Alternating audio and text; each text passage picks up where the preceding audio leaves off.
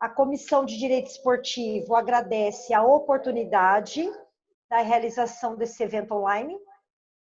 Agradece em especial o nosso presidente, o Dr. Marcelo Henrique, e todos os membros da diretoria da 22ª Subseção de São José do Rio Preto. Agradecemos ainda aos conselheiros estaduais da OAB, a doutora Suzana Quintana, o doutor Odinei Bianchim e o doutor Milton José Ferreira de Mello. Queremos agradecer também os coordenadores da Comissão de Direito do Trabalho, o doutor Davi, e da Justiça do Trabalho, o doutor Henrique Dias. Já quero aproveitar essa oportunidade para convidá-los para a palestra de amanhã, aqui pelo Zoom, às 19 horas, com a doutora Kathleen Roque, procuradora do STJD do Futebol e do Tribunal de Justiça Desportiva do Amazonas. A Comissão de Direito Desportivo da OAB de São José do Rio Preto, por seu grupo de estudos, tem a honra de apresentar o advogado, o doutor Rafael Jordão Salomé, atuante também na área de direito desportivo, que irá ministrar um bate-papo sobre o Estatuto do Torcedor. Antes de eu passar a palavra para o doutor Rafael, eu gostaria de fazer algumas considerações, tá? O Estatuto do Torcedor é o nome popular com o qual ficou conhecida a Lei 10.671 de 2003 e suas alterações, dedicada a uma normatização das atividades esportivas no Brasil, com especial foco para o futebol. O Estatuto do Torcedor estabelece normas de proteção do torcedor, protegendo seus interesses e obrigando as instituições responsáveis a estruturar o desporto no Brasil de forma organizada, transparente, segura, limpa, além de prevenir a violência nos estádios. Quero salientar que as perguntas serão respondidas ao final da apresentação do Dr. Rafael. Seja muito bem-vindo, Dr. Rafael. A palavra.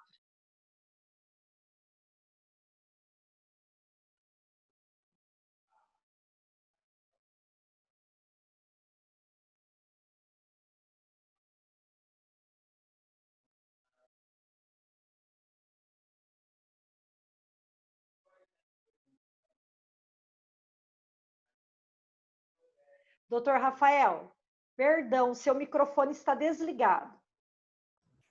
Ouvindo agora? Sim, doutor Rafael, estamos ouvindo. Vamos voltar desde o começo. Primeiramente, eu gostaria de agradecer imensamente pelo convite, tá bom? Agradecer ao presidente Marcelo Henrique, presidente da Ordem aqui de São José do Rio Preto e toda a sua chapa.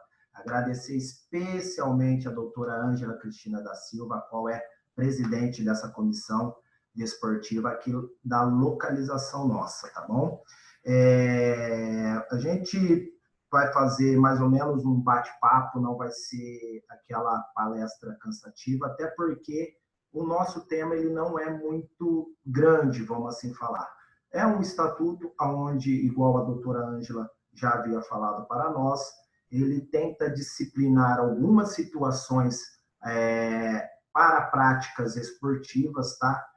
Infelizmente, ele tem essa taxa de ser quase todo voltado para o futebol, quando a gente faz analogias ou mesmo apresenta alguma explicação, faz algum esclarecimento, a gente quase sempre utiliza a prática do futebol como sendo uma orientação. Mas aqui, tudo que nós iremos discutir, tá, é referente a qualquer prática esportiva.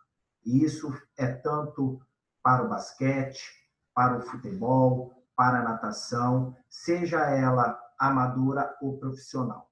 Quanto mais for o grau de profissionalismo daquela entidade que está organizando, melhor a gente espera que ela respeite, que ela aplique o que está determinado no Estatuto do Torcedor. Inicialmente, eu gostaria de fazer uma explanação falando por que dessa situação do estatuto. Quando a gente fala de esporte, a gente fala de emoções. Então, isso, para a nossa sociedade, revolta desde os tempos primordiais da base da nossa sociedade. A nossa sociedade hoje, querendo ou não, é uma sociedade à base grega-romana, onde o esporte já se fazia presente há 3, 4 mil anos atrás. Originalmente, os primeiros registros que a gente tem de modalidade esportiva é na Roma, é na Grécia, como sendo até meio pacificador de conflitos, tá? Onde algumas cidades, status, marcavam datas e competições para estar resolvendo algum conflito, ou mesmo somente para o entretenimento da população. Isso foi aperfeiçoado com os romanos, e como a gente sabe, a Roma antiga, no mundo antigo, foi o checkmate da sociedade romana foi o quê? Foi a situação de organização. E dali para frente, toda formulação, todos os impérios que vieram seguiram aquilo, e por isso a gente tem esse reflexo no Estatuto do Torcedor hoje, tá? Eu costumo falar que o Estatuto do Torcedor, infelizmente, ele é averso à situação que a gente espera de uma legislação. Porque aqui a gente simplesmente é tratado como um apaixonado. A gente não é tratado como um consumidor. Por quê? Quando você é tratado como um apaixonado, você está sujeito a receber a qualquer coisa. Qualquer orientação que eles te colocarem, qualquer buraco que eles te colocarem, qualquer lugar ruim, você vai engolir.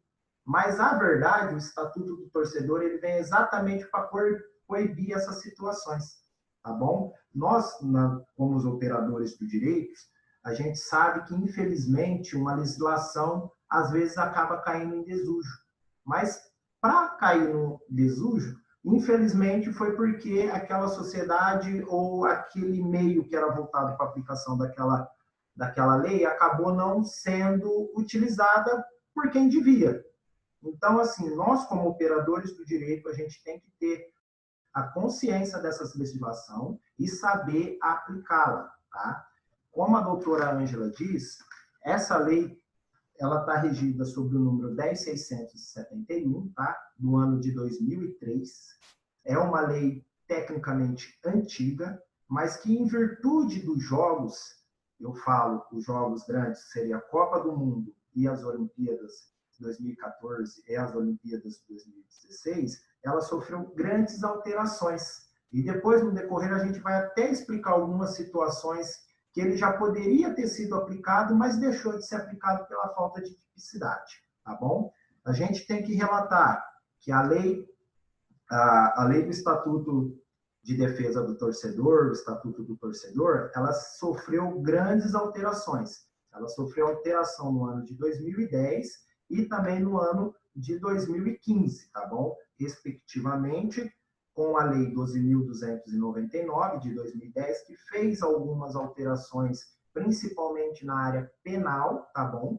E também na Lei 13.155, de 2015, que fez na questão tributária dos clubes, que somente no ano de 2015, os dirigentes ou mesmo as instituições começaram a ser punidas por débitos junto ao erário público, com falta de recolhimento, tá bom? Então, assim, a gente vai começar falando um pouquinho do que seria, basicamente, o Estatuto do Torcedor, tá bom? O Estatuto do Torcedor, ele é como se fosse um Código de Defesa do Consumidor, mas só que a gente tem que levar em consideração o quê? É que ele vai ser aplicado dentro das arenas, dos estádios e da onde a gente puder estar fazendo a realização das práticas esportivas. Via de regra, a gente aplicaria o Estatuto do Torcedor em locais onde a modalidade esportiva tivesse mais ou menos 10 mil pessoas, mas isso pode ser aplicado até mesmo no jogo de bote ali da esquina, tá bom?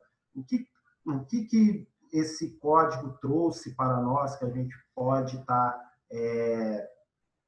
vendo que foi um diferencial, tá? É que o plano de atendimento básico regulador de evento esportivo define o plano de ação, norma de higiene, segurança, tá bom? Dentro das arenas, e inclusive até licenciamento de marca. Essa parte de licenciamento de marca, eu vou abrir um parênteses com vocês, né? Para a gente estar fazendo uma discussão em outro tema, porque ele é muito mais complexa, tá bom?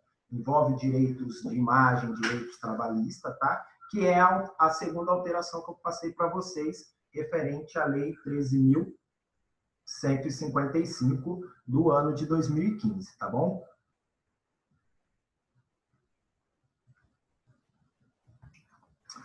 Basicamente, o nosso Estatuto do Torcedor, ele tem dois pilares, que seriam quais? O da segurança e o da saúde dos nossos torcedores, tá bom? Até fiz uma brincadeira com a doutora Ângela um pouco antes, né, da gente começar a palestra, porque muitas pessoas, quando houve aquelas situações fatídicas de um jogador do São Caetano passar mal dentro do Morumbi e vir a falecer, né, ele tinha uma arritmia cardíaca, onde o clube sabia que ele tinha, né, e não fez nada, tinha uma ambulância dentro do estádio, porém o médico não estava presente no local, então teve uma certa demora ali no atendimento, e a história todo mundo conhece. Já faleceu, o jogador infelizmente veio a óbito, tá? Foi uma consternação nacional praticamente. Entretanto, ao contrário que muita gente pensa, aquela ambulância ela não está lá por causa do jogador, ela está para o torcedor.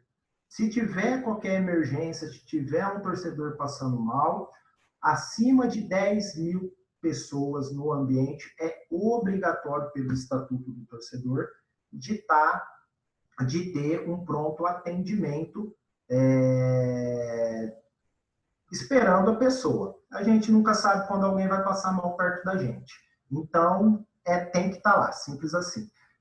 Outra situação também que cabe a gente apontar aqui é torcedores,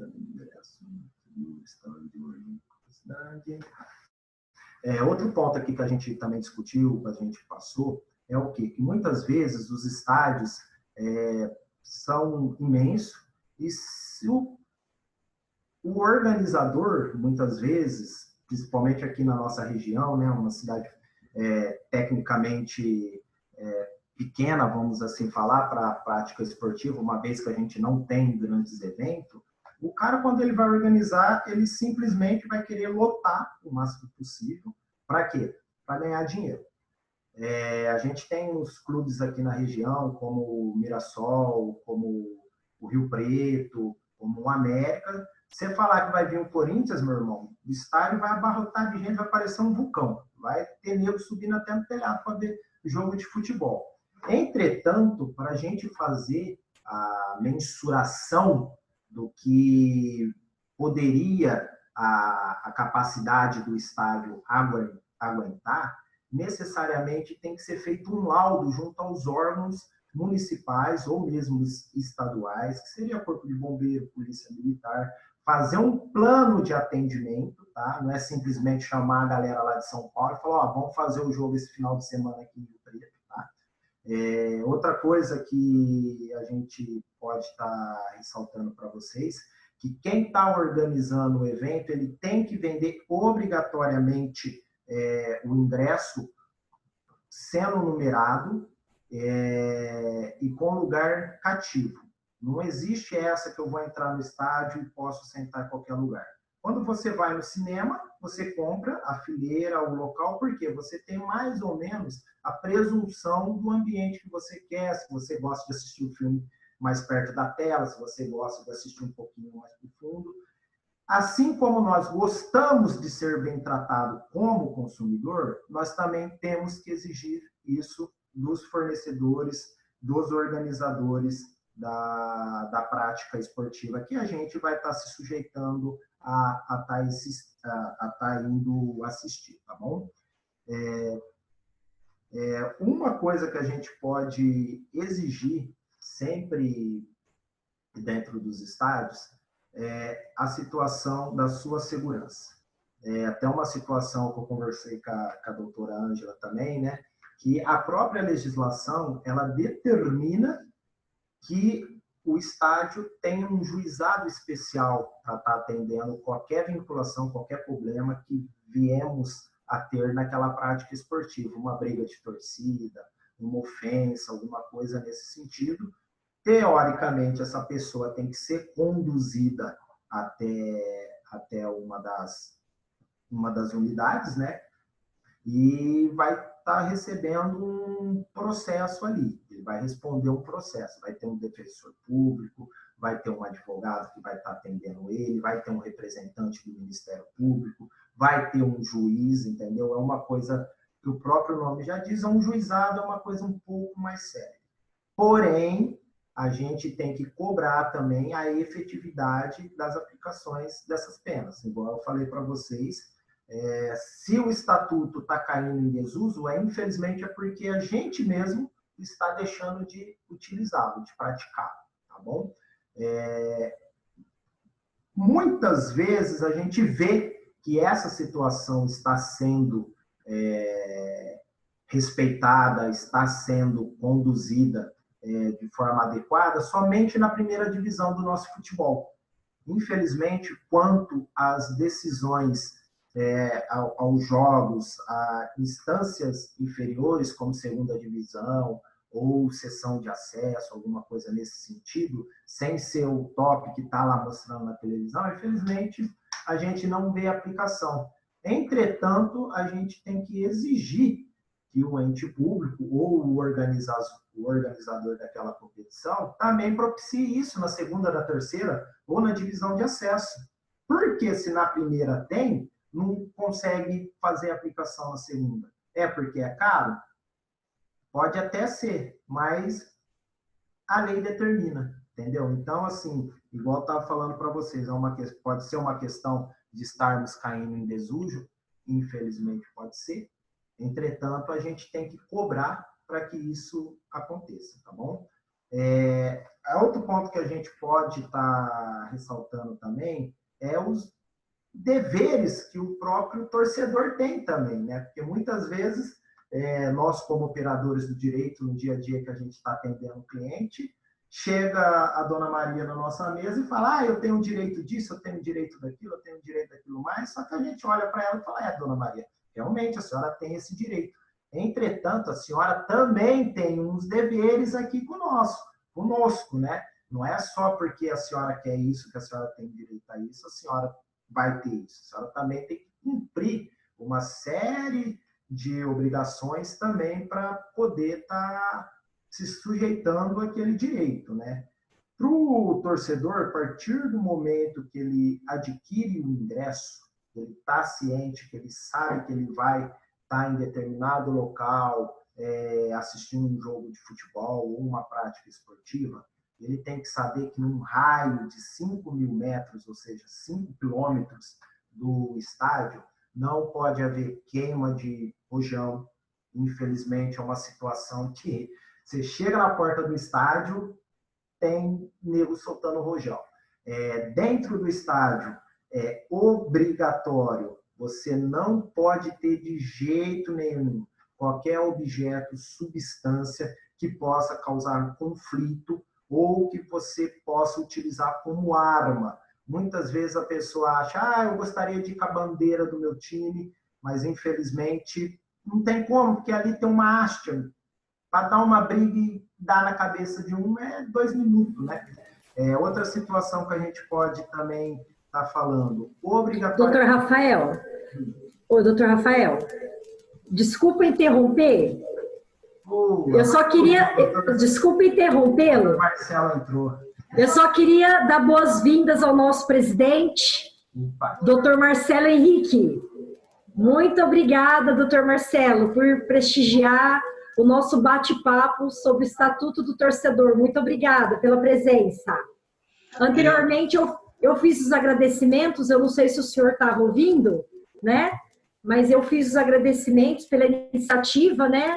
da gente fazer os eventos online, agradecer ao senhor, agradecer à diretoria e agradecer também aos nossos conselheiros estaduais, a doutora Suzana, o doutor Odinei e o doutor Milton José. Muito obrigada, doutor. Doutor, se me permite a palavra, eu que agradeço o trabalho da doutora como coordenadora da comissão e quero cumprimentar o doutor Rafael, o Diego Paixão e dizer que nós estamos de portas abertas. A nossa ordem, a nossa OAB é nossa e é no sentido de que só fazemos aquilo que queremos. Né? Então, se sintam em casa, vocês sabem, já começaram a entender meu jeitão de ser, de fazer. Né? Então, Rafael, vamos junto, vamos fazer, porque depende somente de nós. Então, parabéns, parabéns. Você sabe do respeito, do carinho, da admiração que eu tenho por você, doutora Ângela, e por todo o agradecimento da advocacia, por tudo que você já prestou para os 6.000 advogados através do seu trabalho, dessa energia, essa mulher que tem essa energia, né? É 1000%, né? Isso nos dá um ânimo, um alimento para enfrentar tudo, né? Eu não podia deixar de vir aqui falar com vocês, de dar uma palavrinha. Eu estou participando neste momento de uma outra reunião da OAB São Paulo, que me pediram, mas eu pedi para sair de lá, e isso é bom, né? Pelo menos são algumas dos benefícios que nós temos nesse mundo virtual. Então, você espera um pouquinho, eu vou na outra reunião, já volto, né? Isso, então, dá para fazer.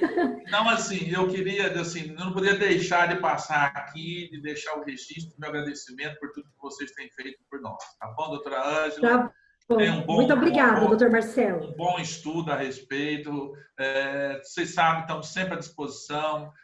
Querem que a gente corrija alguma coisa, estamos aqui para corrigir. Você sabe a liberdade que você tem, doutora Ângela, para nos dizer o que acha que nós devemos fazer para o melhor da advocacia da nossa sucessão. Tá bom? Sou muito grata, doutor Marcelo. Muito obrigada. Estamos juntos, viu? Deus abençoe. Eu vou pedir licença. Eu preciso voltar, eu só vim para dar um abraço em você, tá bom? Obrigada, doutor, muito obrigada. Tchau, até amanhã, amanhã tem outra. Sim, vamos juntos, vamos sempre juntos. Então, tá, um parabéns, Rafael, pelo tema. Um abraço, tchau, tchau. Obrigada, tchau. Tchau, Diego, tchau, tchau. Tchau. Vamos lá, desculpa, viu, doutor Rafael? Vamos continuar aí essa palestra maravilhosa. Vamos. Um dos melhores advogados aqui da cidade de São José do Rio Preto, né? Hoje, comandando essa NAU, que é a nossa OAB aqui em São José do Rio Preto, e toda a comarca, da 22ª subseção, né? Retomando aqui a situação, a gente estava falando sobre a prática do que o torcedor pode fazer e não pode fazer dentro do estádio. Temos as condições dos gritos ofensivos que vira e mexe a gente vê na televisão, isso o estatuto veda categoricamente. Por isso que eu falei lá atrás que eu entendo que o código, em algumas situações, ele tenta normatizar uma situação que nós já deveria ser normatizado como sociedade. Não precisava ter uma lei para falar que é ofensivo chamar alguém dentro do estádio de gay para tentar minorizar aquele praticante esportivo, como muitas vezes desculpa até citar o nome, né, corintiano, às vezes vai no estádio, via o Rogério Ceni preparando para bater o tiro de meta e via aquela galera, bicha. Gente, não precisa ter uma lei para falar que é vergonhoso aquilo.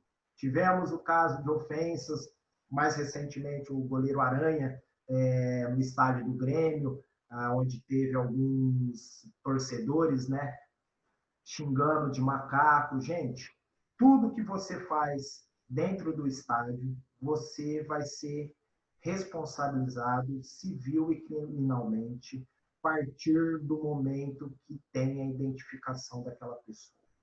Via de regra, o nosso estatuto fala que o organizador do evento, ele responde objetivamente se algum torcedor, algum praticante esportivo vier a ter algum prejuízo, sofrer alguma ofensa no seu trabalho. Entretanto, quando você tem a possibilidade e você tem o reconhecimento de fazer o apensamento daquela pessoa através de câmera, através de testemunha, ou a mesma própria torcida reconheça que aquela pessoa fez aquela ação, essa responsabilidade deixa de ser exclusivamente e objetivamente da instituição que está organizando, do clube que está organizando, e passa a ser daquela pessoa que está ofendendo. Você vai responder civilmente e criminalmente. Ah, vou ali no estádio, lá eu posso chamar o árbitro de ladrão, lá eu posso chamar o bandeirinha de ladrão, lá eu vou poder xingar o treinador do meu time ou o treinador do time adversário se eu conseguir ficar perto. Lá antigamente, você ia no estádio, ninguém fazia xixi no saco de refrigerante e jogava na cabeça dos outros. Hoje, a partir do momento que você tem essa identificação, você vai responder. Então, já parou o campo de futebol, modalidade esportiva, não é mais aquela terra de ninguém que era alguns anos atrás, tá bom? Vai responder. Quem incita a violência, eu não bati, mas na hora que a torcida organizada desceu lá de cima para brigar com a polícia aqui embaixo, eu fiquei berrando para a torcida. Você vai responder mesmo assim. Teve confusão, sai de perto, porque se conseguirem te identificar lá dentro, você vai estar sendo responsabilizado, tá bom? Outro ponto que a gente pode deixar bem claro aqui, eu achei até uma inovação do código em 2010, quando ele teve a primeira grande reforma, já para atender a Copa do Mundo de 2014, foi a situação do crime de cambismo. O que é isso? É aquele cara que tem um chegado lá dentro do clube, que em vez de comprar 10 ingressos, consegue comprar pelo preço de um e sai revendendo os demais, supostamente com preço elevado ou falando que tem desconto. Para aquela pessoa que somente está vendendo o ingresso, fazendo o cambismo, ele tem uma pena, tá bom? Essa pena, ele está disciplinado aqui no nosso artigo... Fugiu aqui da cabeça, só um minutinho, pessoal. Vamos ver. Ele tem uma previsão de uma pena de 1 a 2 anos, tá bom? Está previsto no nosso artigo 41E. E para aquele funcionário do clube que entrega o ingresso para o cambista, aí a pena já é maior, tá? Aí a pena já é de 2 a 4 anos, incluindo multa, tá bom? E essas penas, elas são de reclusão, tá bom? Se você, porventura, vê ou presenciar alguma situação, pode denunciar para qualquer policial, que, igual eu falei para vocês, tem que ter um juizado especial dentro do estádio para estar fazendo a apuração daquela situação. E se, porventura, essa pessoa vier a ser condenada, efetivamente tiver sido caracterizada aquela situação típica, né? Ela vai receber uma punição aí que ela, dependendo da gravidade, ela pode ser suspensa da prática esportiva de 3 meses até 3 anos, além de responder civil e criminalmente por aquela situação, caso esteja vendendo ingresso a valor maior ou qualquer que for a situação que vieram aqueles ingressos a estar chegando na mão dele, tá bom? O nosso estatuto do torcedor, ele é muito disciplinar, ele é multidisciplinar, tá?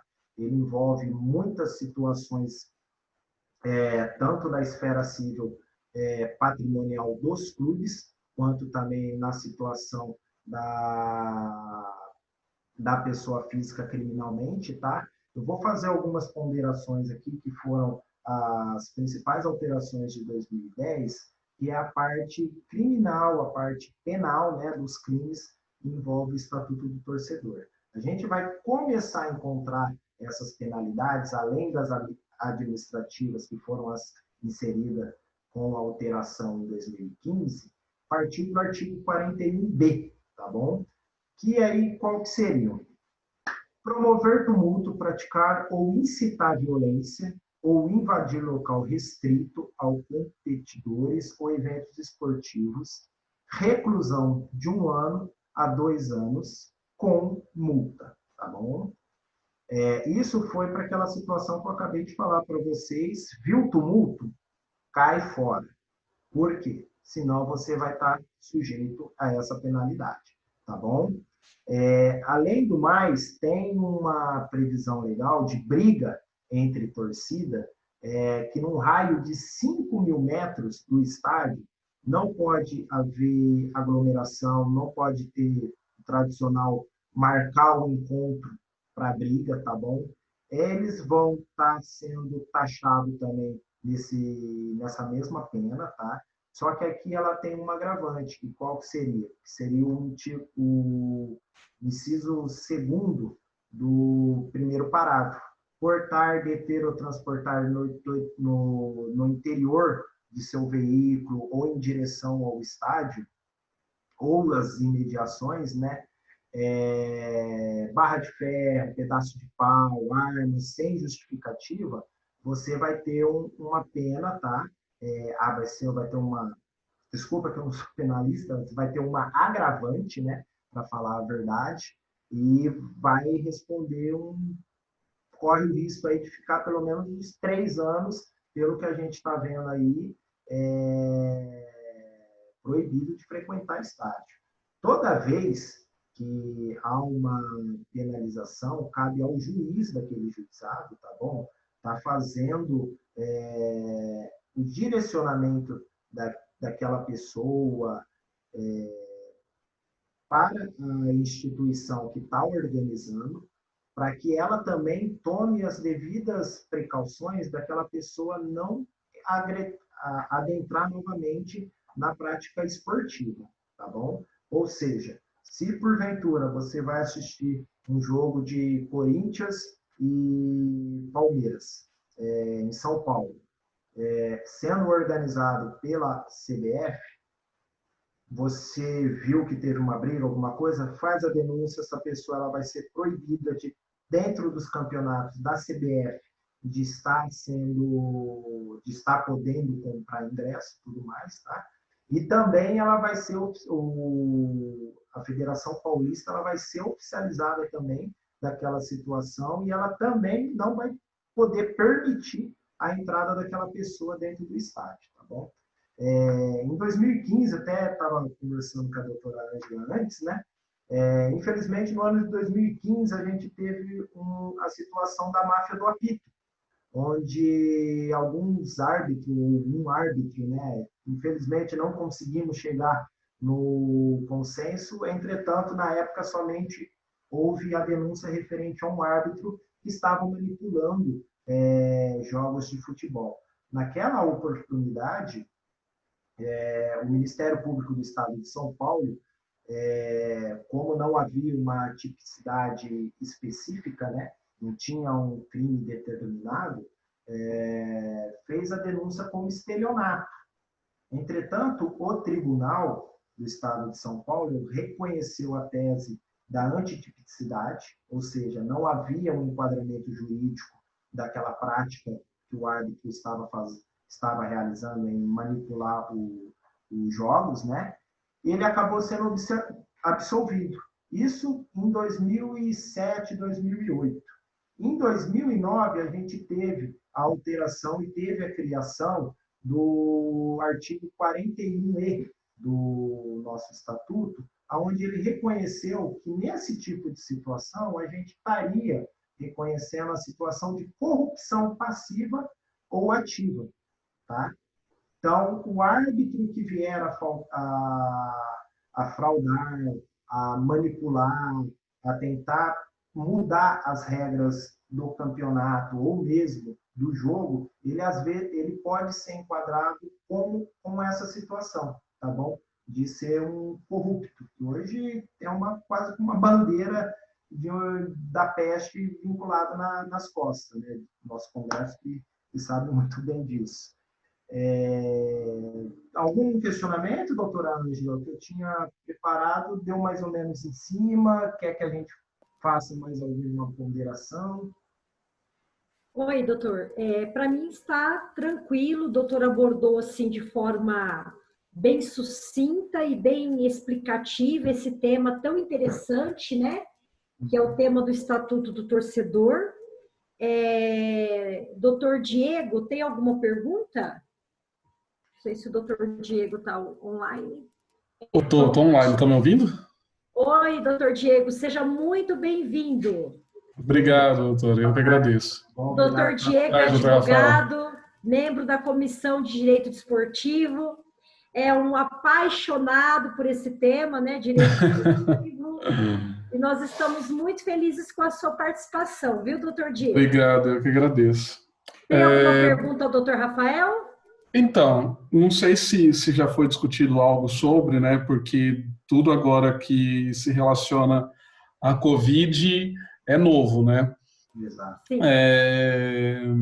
Assim que aqui no Brasil, assim que voltarem, né, as práticas esportivas, inicialmente serão de portões fechados, como já vem acontecendo na Europa.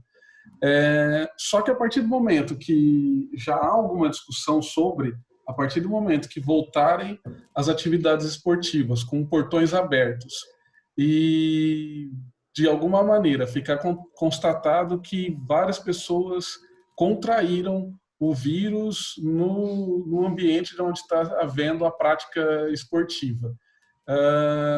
O que o Estatuto já vem se programando ou elaborando para tratar a respeito, o que vem sendo discutido a respeito do assunto, ou ainda não há nenhum tipo de discussão?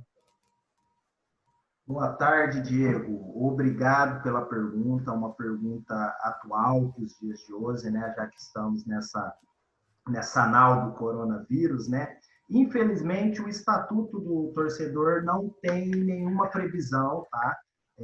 Até agora, também pelo que eu tenho acompanhado, não tem nenhuma legislação sendo votada ao mérito desta situação. Entretanto, uma coisa que a gente frisa, que a segurança e a saúde do torcedor são pilares básicos do Estatuto. Então, eu acredito que, a partir do momento que a gente descobrir, que for constatado novamente que está havendo transmissão, está havendo nova propagação em virtude da prática esportiva, eu acredito que, infelizmente, os portões serão fechados novamente, tá bom? Porque a situação que a gente tem, a saúde vem em primeiro lugar, tá bom? A gente sabe que tem os interesses de emissora de televisão, de patrocinador, mas a nossa sociedade e o próprio Estatuto do Torcedor, ele deixa bem claro que a segurança e a saúde do torcedor vem em primeiro lugar. A gente já está vendo em alguns outros países que os estádios vão ser reabertos, entretanto, sem torcida. Estava havendo algumas discussões também de fazer torcida única, mas acaba havendo aglomeração do mesmo jeito, entendeu? Até mesmo existe o risco de transmissão para os próprios jogadores que estão ali, né, praticando a modalidade esportiva. É uma situação nova, complexa, que tem desdobramentos tanto dentro de campo quanto fora de campo, mas, infelizmente, hoje a nossa legislação brasileira, ao mérito do Estatuto do Torcedor, ainda não tem previsão. Infelizmente, Diego, a gente não tem previsão, tá? Mas a gente pode assegurar que, se houver qualquer caracterização de transmissão, de nova circulação do vírus em virtude da prática esportiva, infelizmente a prática esportiva pode sim vir novamente a ser suspensa, a não ser praticada, tá bom? Mas, de qualquer modo, doutor, a responsabilidade recai sobre, no caso do futebol, recairá sobre o clube responsável pelo evento. No caso, se for um estádio do Morumbi sobre o São Paulo... Aí então, você está me perguntando sobre a responsabilidade. Igual eu tinha falado. A responsabilidade, ela é objetiva. Então, vai caber às instituições, aos clubes, às confederações, tá? Tá fazendo essa triagem ou tá fazendo a checagem, tá bom? Isso daí se abrir o estádio, a pessoa ficou doente lá dentro, a responsabilidade é objetiva de quem está organizando, seja ela da confederação, do clube, tá bom? Isso daí, a responsabilidade é objetiva. Sim. Ficou claro. Conseguiu entender? Sim, claro. Mais alguma dúvida? Deu microfonia aqui. Deu microfonia aqui. Alô? Estão me ouvindo? Sim. Agora sim, agora sim. Porque deu um probleminha aqui no meu áudio. Alô? Então tá. Mais alguma pergunta? Acredito que não. Que não sei se seria bem uma pergunta, mas o que eu tenho visto é que alguns clubes... Não seria nem uma pergunta, mas está relacionado ao tema, né, ao estatuto, que alguns clubes, daqueles jogos que foram feitos de portões fechados e já tinha ingressos vendidos. Alguns devolveram, outros estão deixando para quando retornar, né? Só que pode haver um prejuízo para o torcedor, né? Exato. Porque, no caso mesmo do São Paulo, teve venda de ingressos de jogos da Libertadores e jogos que podem ocorrer de portões fechados e depois serem utilizados em outros campeonatos. E ainda que seja um jogo do São Paulo, mas há um prejuízo porque não é o mesmo torneio, né? Exato. Para falar a verdade, essas situações dos ingressos é praticamente igual a de você comprar um bilhete para ir no cinema e chegar lá no cinema, o cinema está de portas abertas, tá de portas fechadas. O clube, igual eu falei para você, a segurança e a saúde do torcedor, aí a gente envolveria a segurança jurídica do contrato de compra e venda que ele fez com aquele bilhete ali, ele ser ressarcido 100%, tá? Aí a gente pode haver um questionamento sobre um dano moral, em virtude que esse ingresso já foi vendido após a situação decretada da pandemia, né? Entretanto, via de regra, né? O clube ele é responsável por aquele ingresso que ele vendeu e ele tem que ressarcir o torcedor naquele valor com juros habituais, né? Uma vez que ele teve o proveito já econômico daquele ingresso. Só fazendo uma consideração, foi feito um questionamento no PROCON a respeito disso, tá? Não só nessa questão dos ingressos dos jogos de futebol, mas de os shows que estavam marcados para ocorrerem no Brasil, né? Lá no estádio Allianz Parque do Palmeiras, né? Alguns shows. O que o PROCON, né? Ele deixou orientar. Se possível, remarcar esse show, então aquele ingresso da pessoa fica válido, mesmo que o evento seja transferido para o final do ano ou para o próximo ano, ou a devolução daquele valor. Essa escolha ficou a critério do consumidor. E aí passou uma reportagem no qual vários consumidores preferiram ficar com o ingresso do que pedir o ressarcimento. Então, essa escolha, se ele vai ficar com o ingresso, vamos supor, eu comprei o ingresso do jogo Corinthians e Palmeiras, lá na Arena Corinthians. Não vai ser possível realizar na Arena Corinthians. Vai ser realizado lá no Pacaembu, por exemplo. Qual seria o efetivo prejuízo? Porque a gente só trocou de estádio, mas ficou na mesma cidade, né? Mas essa escolha de ficar ou não com o ingresso, de acordo com a última orientação do PROCON, não só para casos de futebol, eu estou falando outros casos de evento, fica a critério do consumidor. Então, o clube ou a organização de algum evento, ela tem a obrigação de restituir o valor a este consumidor. Ou, se o consumidor preferir ficar com esse ingresso, ele vai ter os mesmos direitos como se ele tivesse... Porque o que pode acontecer, gente? Alteração de preço de ingresso. Por exemplo, o ingresso hoje para assistir um determinado evento são R$200. Daqui a um ano vai custar 300. Só que essa diferença não vai poder ser cobrada do consumidor, porque ele aceitou ficar com aquele ingresso, aguardou aí 6, 7 meses para depois comparecer no evento. Então, eu entendo, pela última orientação do PROCON, que essa decisão de restituição ou não do dinheiro parte do consumidor, seja ele torcedor, seja ele telespectador de algum evento, parte do consumidor. Tudo bem? Sim. Então tá jóia. Podemos encerrar então? Pela explanação, doutora. Imagina, gente, eu estou aqui para colaborar. Então vamos encerrar, né, esse nosso bate-papo sobre o Estatuto do Torcedor. Eu quero agradecer novamente a presença, a disponibilidade, tá, do Dr. Rafael Jordão Salomé. Ele disponibilizou aí um tempinho, né, do seu trabalho, deixou de exercer o seu trabalho para voluntariamente dedicar aqui para a gente uns minutinhos do seu conhecimento. Então, eu quero reiterar os meus agradecimentos ao Dr. Rafael. Muito obrigada, Dr. Rafael.